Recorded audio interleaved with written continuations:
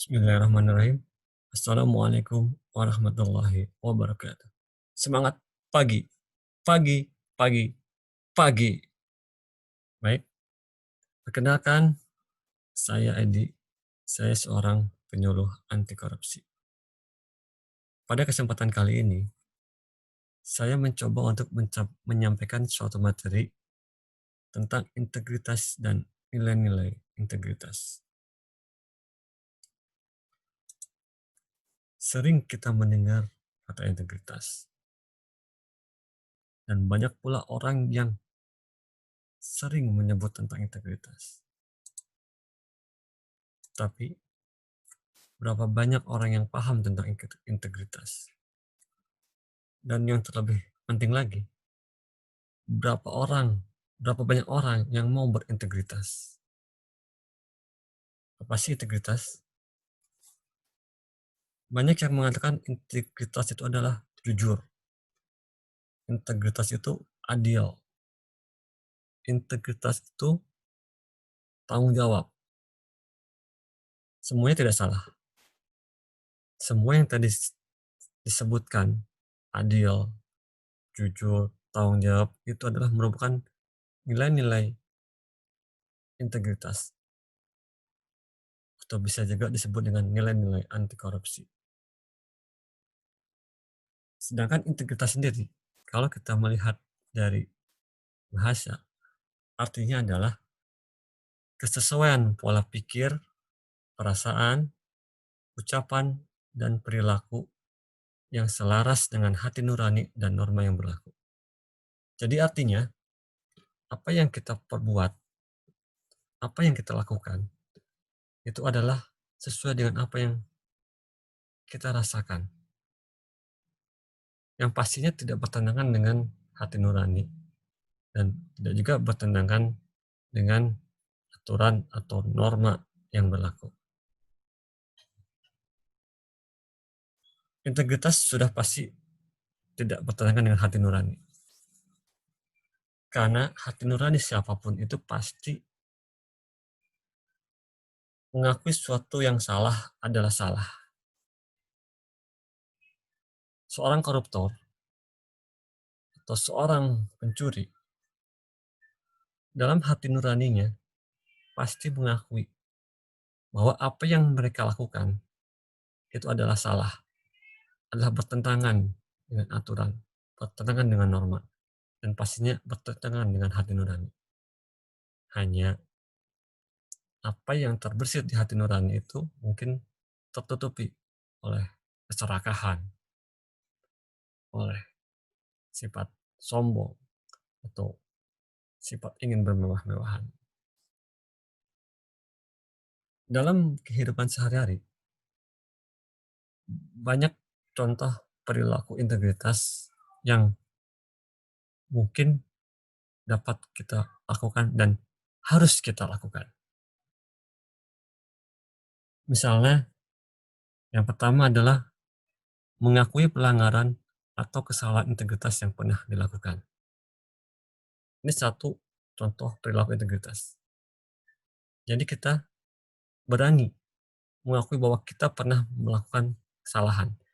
Kita pernah melakukan suatu perbuatan yang melanggar integritas. Untuk melakukan ini, pastinya kita perlu keberanian. Berani tidak kita untuk berkata bahwa saya dulu pernah berbuat sesuatu yang salah? Tentunya bukan hal yang mudah, tetapi minimal kita berani mengakui kesalahan itu adalah pada diri kita sendiri. Kita mengakui bahwa apa yang kita lakukan pada saat itu adalah salah.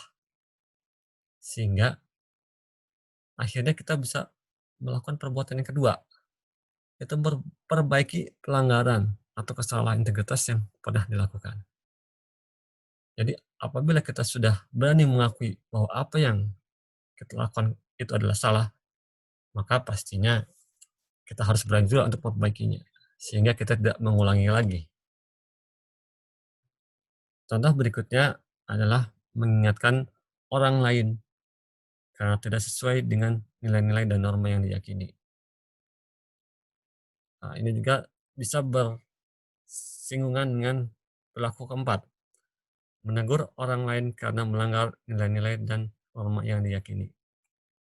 Mengingatkan berarti kita memberitahu kepada seseorang bahwa apa yang akan dilakukannya itu adalah salah, sehingga ia tidak jadi melakukan hal tersebut.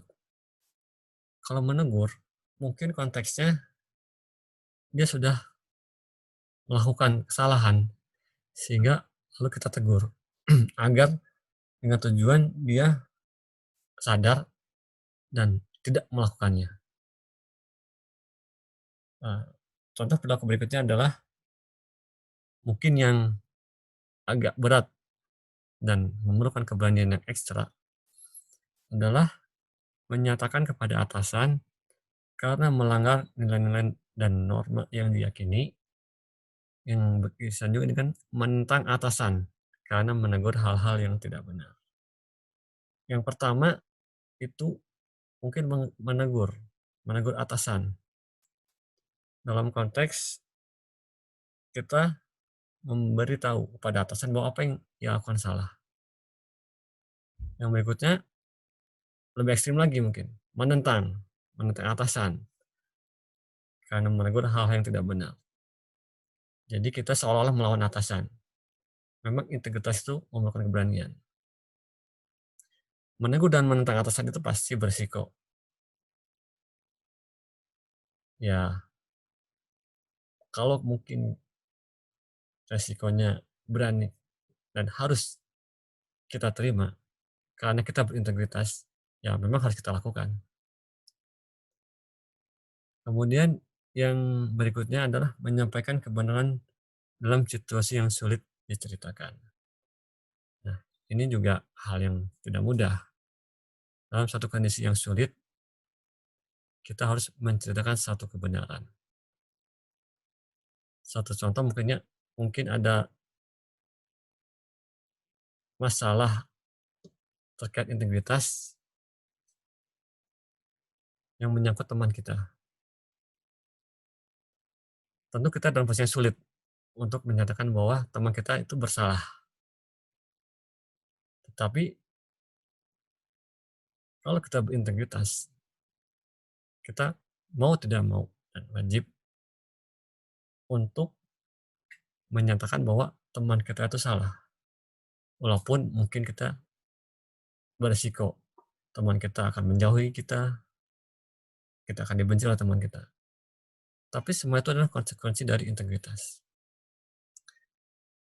Yang berikutnya adalah menjelaskan kerugian-kerugian pribadi yang pernah dialami akibat penyampaian kebenaran. Nah, ini adalah resiko. Resiko dari integritas yang ingin kita tegakkan. Sebagai contoh mungkin yang tadi saya sampaikan, kalau kita berani menegur atasan atau bahkan menentang atasan, maka kemungkinan resiko yang terjadi apa? Kalau kita sebagai pegawai swasta, ya mungkin kita akan diberhentikan sebagai pegawai, pecat. Kalau kita sebagai pegawai negeri di suatu perangkat daerah, mungkin kita akan dipindahkan, dimutasikan. Tapi saya rasa tidak semua atasan seperti itu. Ada juga atasan yang mengerti dan bahkan berterima kasih apabila kita ingatkan. Mereka merasa dibantu, mereka merasa dihindarkan dari kesalahan. Kalau atasan semacam ini saya kira kita bahkan mungkin akan mendapatkan penghargaan dari atasan kita. Tapi sekali lagi perlu saya sampaikan juga, mungkin berapa banyak atasan yang istilahnya bisa menerima dikritik bawahan. Tapi apabila atasan kita juga berintegritas, saya yakin dia pasti akan menerima kalau memang ia salah. Kemudian yang berikutnya adalah menguraikan tindakan-tindakan dalam mempraktikkan atau mempertahankan kebenaran. Nah, dalam integritas ini terdapat beberapa nilai yang biasanya kita sebut nilai-nilai anti korupsi, yaitu jujur, disiplin, tanggung jawab, mandiri, kerja keras, sederhana, berani, peduli, dan adil.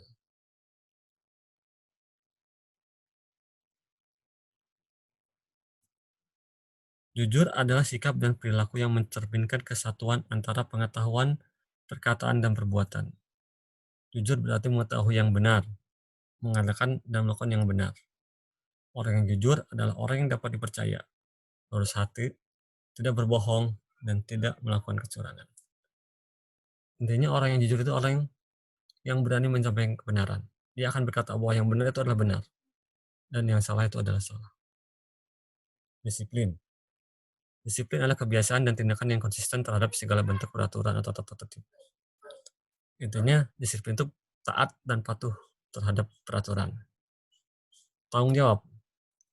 Tanggung jawab adalah sikap dan perilaku seseorang dalam melaksanakan tugas dan kewajibannya, baik yang berkaitan dengan diri sendiri, sosial, masyarakat, bangsa, negara, maupun agama.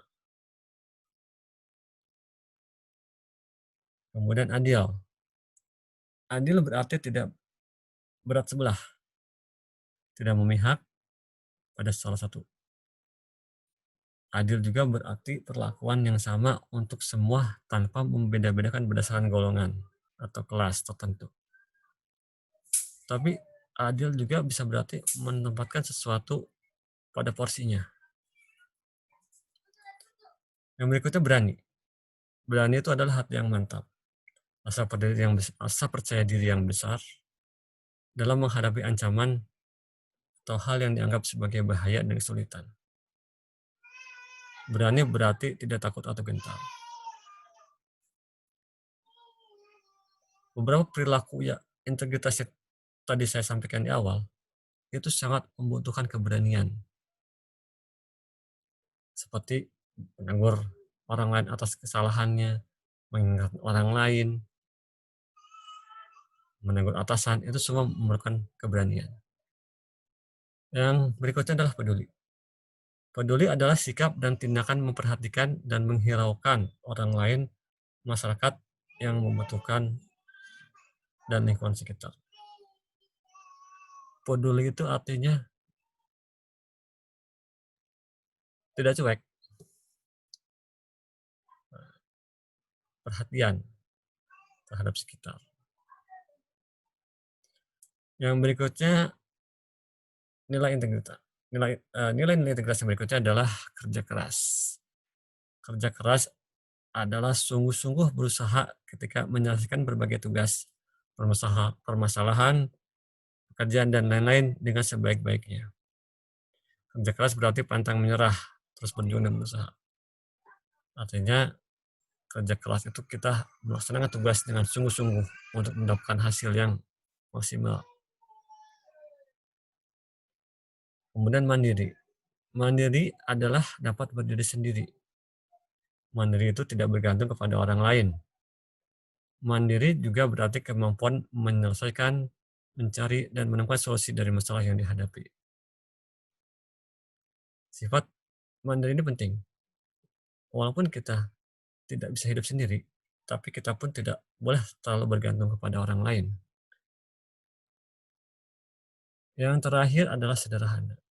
Sederhana itu bersahaja. Sederhana itu menggunakan sesuatu secukupnya, tidak berlebihan, tidak mewah. Sifat sederhana ini sangat penting. Karena sederhana itu bisa menghindarkan kita dari perbuatan korupsi. Kenapa?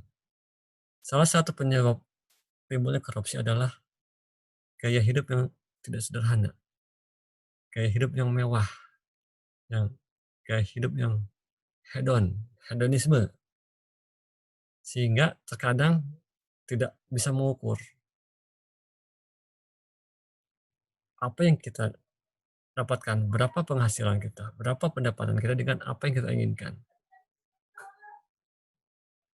Sehingga akhirnya kita mencari jalan untuk memenuhi keinginan, yaitu dengan korupsi. Misalkan, nah, jadi integritas itu wajib bagi kita semua. Integritas harus ditegakkan. Semua orang harus berintegritas. Jika semua orang memiliki integritas, saya yakin Indonesia ini bisa terbebas dari korupsi, menjadi Indonesia yang maju. Merdeka. Terima kasih. Assalamualaikum warahmatullahi wabarakatuh.